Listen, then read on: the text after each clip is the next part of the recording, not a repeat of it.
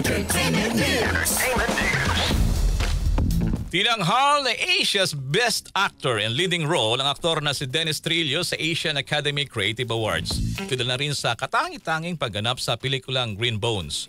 Tinalo pa ng aktor ang ilang top artists, kabilang na si Jacob Elordi para sa The Narrow Road to the Deep North at Park Bo-gum para naman sa When Life Gives You Tangerines. Nagpasalamat ng aktor sa kanyang parangal at nag-caption pa sa kanyang Instagram post, "Panalo ang Pilipinas, panalo ang Pilipino." Kamakailan lamang mga kasama ay nagwagi rin si Dennis ng Gawa Dorian Award para sa kanyang role sa Green Bones.